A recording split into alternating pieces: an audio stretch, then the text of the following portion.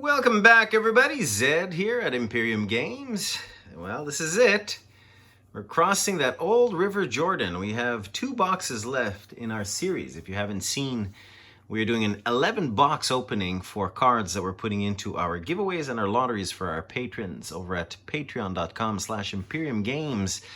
2 and 3. I have been aching to get Modern Horizons since we started this, and I still haven't. So I got to roll a 2 or a 3. Let's see what happens. 5. Let me push this off just a tad. 1. Come on, 2. Come on, 2. 5. This might take longer than I thought. 2 it is! Modern Horizons, Core Set 2020. You get to wait till the end. This, of course, was released this year. As part of additions to the Modern Horizon set. I don't even know that I opened one of these. I can't remember. I'm super excited. Let's crack this guy open and see what we got. All right, guys. Modern Horizons. A massive set. Massive set. Renin 6, if I recall, was the big kahuna burger in this set. Like I said, I don't remember cracking the box, and I don't believe that I bought any off of eBay at the time. Force of Negation, Urza, Lord Hyatt. Oh, yes, I did crack one, but for the store.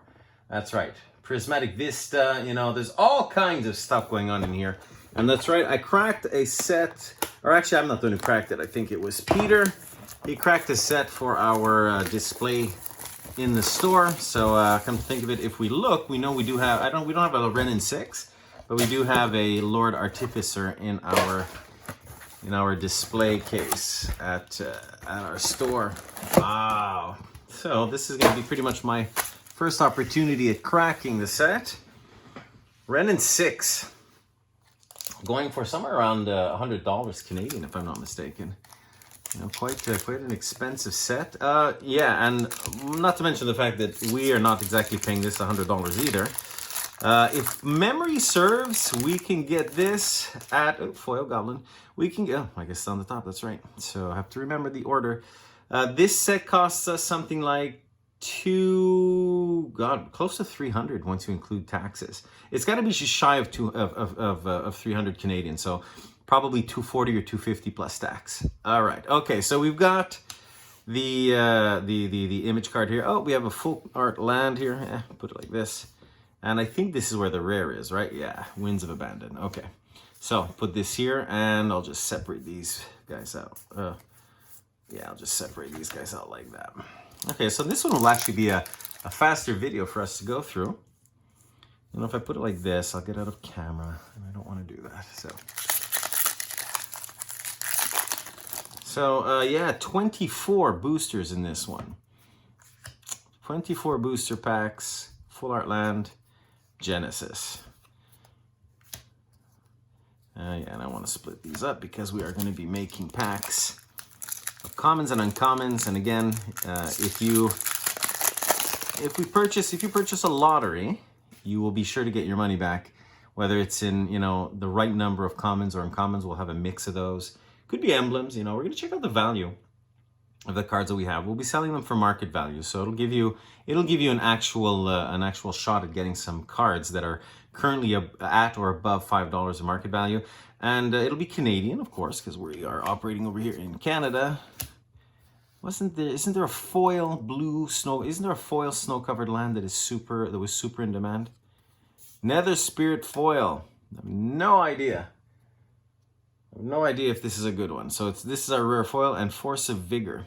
Okay, so once again, we're having problems with our push this off, push this here, push that here, and our foil will be over there. Force of Vigor is our gold. So if you haven't had the chance, go and check out our other videos. This is nearly our last video on our box openings for our giveaways. Ayula, Queen Among Bears. Ayula, Queen Among Bears. We have currently, there's one last one to go. So actually, by the time that this is loaded and everything, probably all 11 videos will be up and going. Another emblem. This is the, oh God, fire and ice type of, yes, nice. Sarah the Benevolent. Don't remember, you know, but it's our mythic. It is a planeswalker. Anything along those lines is a great addition to our giveaways. So I started filming, and I have a video that is coming out right now on my personal collection. I just have to edit it. I haven't had the chance yet to edit it. Like I said in a previous video, wait a second, let's just see what we got here. Lightning Skelemental. I was asked to just give a quick rundown. I'm sort of the, you know, the classic late 40s. When the game came out, I was, God, I would have been, what, in my early 20s, give or take. And got on board just at the tail end of when all of the good stuff had just come out. Tectonic Reformation. So I do not own any Power 9. I'm going to take from this pile now. There you go. Just so that it doesn't topple over. Is it 12? Let me see. 1, 2, 3, 4, 5, 6, 7, 8, 10. Oh, no. No. Maybe it is 36 packs. There you go. How many do we have here? 1, 2, 3, 4, 5, 6, 7, 8, 9, 10. No. Oh, yeah, okay. Well, I don't know. Whatever. So I started, you know, like a lot of people in my age group. There you go. Unbound Flourishing. Enchantment. Another mythic. We started hearing about Magic in 90... I guess it would have been in 95. I came back. I'd been traveling in Europe for like 2 years. And I started working at a small computer store here as a sales rep at the time, which, you know, I don't personally enjoy doing sales calls and things like that, but being a sales rep in any situation in your life gives you some great insight into being in business at one point. So always valuable for anybody. Anyway, I was a sales rep at an electronics store for some time, and Cabal Therapist seems to me this is a good card. Is that possible? All right, Cabal Therapist.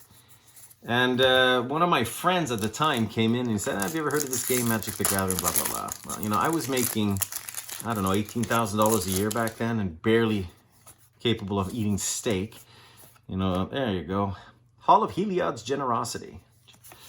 So he brought me to a store, to a very, very, very popular gaming store. There are many more now in Montreal than there were back then. There was really one or two main ones last then on thin ice. And he brought me to that store, and I bought 1 or 2 booster packs. And at the time, I think it was it would have been 4th edition. And I think that's what got me hooked. I was really hooked, I think, as of Ice Age, which was a lot further down. But I had gone in and I did buy a few on and off. Pashalik Mons. And so I'm going to show you in one of my videos. I think I showed this before. I'm just going to stand up for a second. So above my desk, I've got a whole bunch of, how do you say, cupboards and things like this with shelving in it. And these are 3 of my decks. And what I'm going to do is I'm going to go through them. They're decks that I used to play with back then. Now, I'm definitely one of those persons that, even though I've been playing for 25 years, I never entirely bought into competitive decks. So none of my decks, you know, would be composed of play sets of cards, except for maybe a rat deck, you know, where you've got only rats in it. What do you got here? Regrowth foil. Kind of cool. I like regrowth. Reap the Past. So other than maybe a rat deck or a goblin deck, where you've got many of the same, and I think even maybe I probably had a Curd Ape deck at one point, and I had play sets in it. But other than those, I was never really keen on building these super powerful play set decks because my friends and I were super casual. And a lot of the people that we were with here in Montreal that would play were all very casual. So I don't have, you know, super play sets of a lot of vintage cards, but I do have some. Scrapyard Recombiner. I do have some, and what was I going to say is that those decks that I made, I have no idea if they would have been considered powerful back then. The cards themselves were fun to play with. The mechanics were so different back then. I mean, my God, it was nothing like today. Ultra of Dementia. It was nothing like today. The mechanics today are nuts. They're so wild, so powerful. back then you would play with if you had a Dijin deck. Whoops, I keep hitting the camera. If you had a Dijin deck and you were capable of playing it, it was quite powerful. Am I outside of the camera range here? There you go. It was quite powerful. If you managed to get a Dijin or a Jin out back then, you had a pretty strong deck. They were hard to play. They were hard to pull out. There we go. Force of Despair. Not recognizing many cards here. Other than Sarah the Benevolent, and a couple up here. Not recognizing, the Force of Negations, the Wrens of Sixes, and the Urzas of the Lord High Artificers. Not seeing many of those. Here we go. Third Mythic. Is this a Mythic over here? No. Third Mythic. Kess Dissident Mage. Boop. No idea. So I'm gonna browse through those decks, show you what the casual player would have done back then. You didn't have enough money to buy all of the great cards, but had enough to buy. At the time, the cards were really inexpensive. At the risk of being redundant, I remember walking into the stores back then, and Nether Spirit, buying buying dual lands. Back then, a dual land was $4. Can you believe it? $4. I think at the high end, we were paying $8 for some of the lands. Some of the black and blue lands would be $8. And we could only afford to buy 2 or 3. Collector, oof. We could only afford to buy 2 or 3, but my God, if we could go back in time, right? Suppose I'd be buying other stuff than Magic cards, although I'll grab myself a whole bunch of Black Lotuses and Power 9 cards. So I seem to be opening up these decks backwards. Crashing Footfalls. Okay, so I don't feel like we're getting $300 worth of value here. Again, like happened on our Dominaria box opening.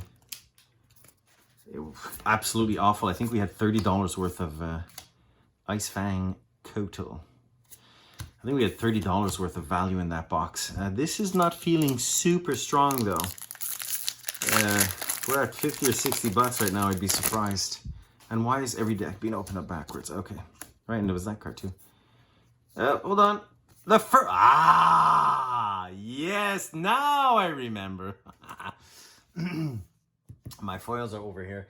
The first Sliver. This was the second really powerful card at the time, wasn't it? The first Sliver. This was the other one that everybody wanted to get. Oh my God. Sometimes you look at this and you say, well, why don't I just shut the video down and start another box opening? But, I've watched Rudy many times in the past year, 2 years, when people say, yeah, Rudy, you're not, how do you say, you're not, when you land on a good box, you probably just, there you go. That was the one I was saying before, Sword of Sinew and Steel. You probably just redo the video. There is absolutely no good reason to do that. First of all, this is an okay box, but I'm pretty sure we haven't hit our value back. So I certainly wouldn't redo the video at the risk of opening another $300 box and getting something even worse. Bizarre Trade Mage. Second of all, the objective is to provide stuff back to our patrons. Rudy knows this better than anybody else. That what you're trying to do is provide good service to your patrons. You're not trying to rob from them. Eldemir's Call. And if you're stealing, I wouldn't say stealing, but if you are, how do you say, contributing to your collection more than you are to theirs, then the business model just won't work. I want my patrons to get these cards. I want them to feel satisfied with the products that they're buying. So I want to give up on this. By the costs that we pay, this figure for a second, okay, that the lowest cost box that we have got for this series of box unboxing, Hogak. This is the other one, wasn't? Is this one that was banned? Okay, put it here. We opened 11 boxes. The cheapest boxes that we can get are about $137.50. Say put it at 135 or 140, just to make the calculation easier, and multiply that times 11. Knowing, of course, the Dominaria was more expensive and that this one is practically 3 times expensive. So probably we're putting in $1,500 of investment to be able to create a service for our patrons. So there's no reason to do that. You know, there's no reasons to risk not getting a good box and then burning through our money. Marit Lage's Slumber. So we're down to the last 3. We did okay. I mean, we're not doing fantastic. We did get the first sliver, and we got Sword of Sinew and Steel. No massive, like Ren and 6. What do you think the chances are? Force of Negation? Urza? Any chances? You go over there. You go over here. And Force of Rage. That's not it. So no reason to try and cheat out our patrons, especially on a project that we're doing for them. I want there to be good cards here. Future Sight. Did we not get that already? Maybe not. This is it, people. We're down to the last deck. Begging and praying. Praying and begging. You know? How about a Sunbaked Canyon or Prismatic Vista? It's not the top tier, but... Oh, it's not the top one, but... this is not a Deep Forest Hermit. So... Yeah, this would probably be one of those boxes where we would have to reward our patrons. So, all right, usual. Let me clean this up, come back and give you what the estimate for this box is. Today, we're mid-November-ish, so let me see what these cards are worth. Well, as they say in French, quel lavage. We got our asses handed to us this time again. I mean, handed to it. And you know, I decided to pull out the 2 Nether Spirits because... Obviously, we're using the TCG app. If we really wanted to vet market sales and what they go for, we'd have to go onto eBay and maybe look at the sold listings and things like that. But Nether Spirit, and all of our happiness at getting the foil version of it, on TCG app, TCG Player app, this is going for 8 cents right now. And of course, the foil version is going for like 17 cents. On eBay, they're going for a bit more than that. But oh my God, did we get washed? The first sliver comes out at like $5 or $6, and on eBay it's selling for like $7, plus shipping, a few dollars.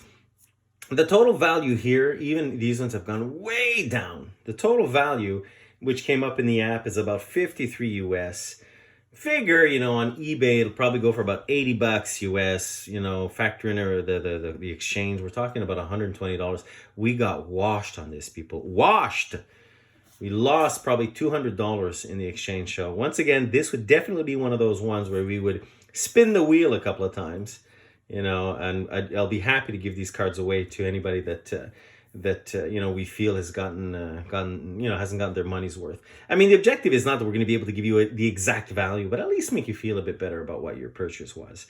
We're not responsible for the randomness of the cards, but oh my God! If you don't hit the big hitters, it's just a wash city.